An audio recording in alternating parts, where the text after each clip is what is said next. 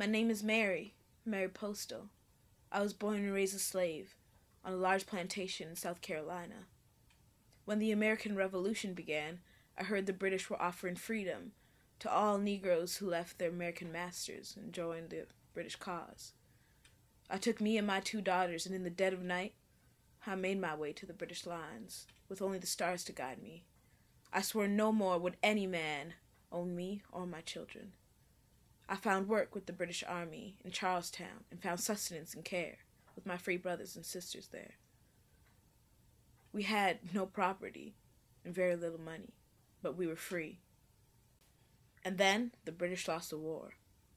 General Washington wanted all slave property to be returned to their rightful owners, and him talking in his Declaration of Independence, saying how all men are created equal. No free Negro was safe. I needed proof of my freedom. With thousands of other Black Loyalists, I swore my free status before a judge and received my certificate of freedom. Never had I held in my hand anything so precious.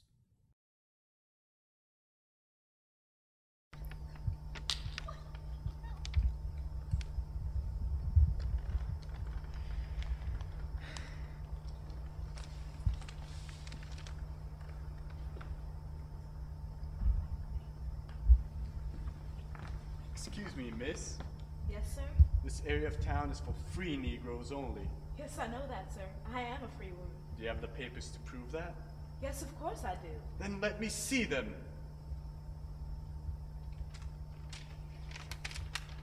You're not a free woman anymore, you uppity wench. I can't even speak of the shame of being sold back into slavery, to be treated like cattle. Me, a woman who had tasted freedom. My new master was a loyalist. The British only granted freedom to the slaves of rebel masters. I was trapped. My new master took his family along with thousands of other refugees, black, white, slaves, free, to Nova Scotia. My girls and I traveled to the promised land in the bonds of slavery.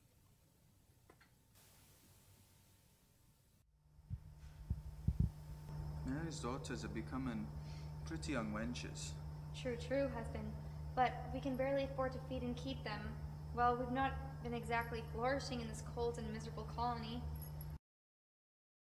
Yes, well, we have no need for both of them.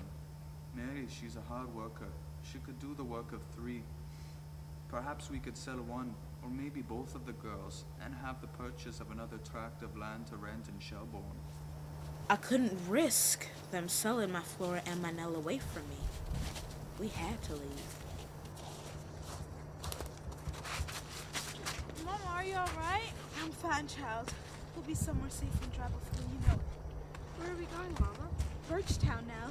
Reverend Moses Wilkinson and his congregation said that they would take us in. We're gonna be alright, girls. My master sent the constables after us, and we were apprehended and put in jail in Shelbourne. We were not without friends. Black Loyalists, who knew me in Charlestown, testified that I was indeed a free woman. Order. Who brings this case?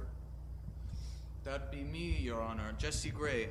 That there wench should be my property, and I demand that her and her daughters be returned to me at once. And where is the bill of sale showing your purchase of this Negro woman?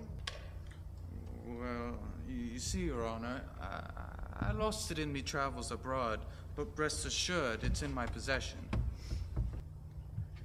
Have you taken the accused deposition? Yes, Your Honor. What does it say? Mary Postell of Shelbourne, a Negro woman, maketh oath upon the holy evangelist of Almighty God that she was born in South Carolina and was the property of a certain William Postell, who was a captain in the American Army. Then, in rebellion of Great Britain, that she joined the British troops near Charleston, and there received her certificate of freedom. And that said Mr. Gray of Shelbourne, Nova Scotia, has no right whatever to her or her children, and that she is afraid that Mr. Gray will seize her and her children and carry them away.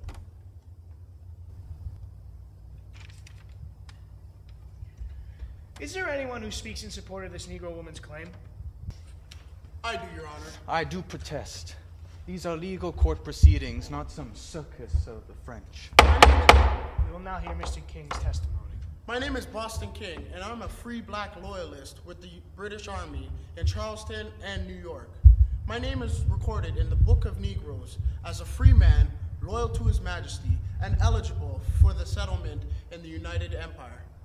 Mary Postell was indeed a free woman at the time of our acquaintance in Charleston. This is outrageous. I do protest. How can you be taking the word of that there Negro liar? Who are you calling a Negro liar? I am a free black man. I am allowed to speak in this court. Mr. King, Mr. Gray. Over the word of your own kind. Order. My good friends did their best, but the judge ruled in Mr. Gray's favor. Gray had no documents, no witnesses. He had nothing but white skin. That was enough. So bitterly does Mr. Gray hate me that he sold me to a farmer for 100 bushels of potatoes. He said my humiliation should serve as a warning to any slave in Nova Scotia who contemplates on leaving. My floor was sold to a Halifax merchant, while Mr. Gray kept mine now for himself. While my friends were testifying on my behalf in court, a gang of whites burned their houses. Free blacks and slaves have endured hatred, persecution, riot, and insult here in Nova Scotia. I hear tell a group of Negroes are planning to leave Nova Scotia and found a colony in Sierra Leone on the west coast of Africa. Maybe there they can finally be free. For freedom is a precious thing, and none can tell as well as I, Mary Postell, how fine and rare a thing it is for an African woman to be free and to stay free in the world these white men make.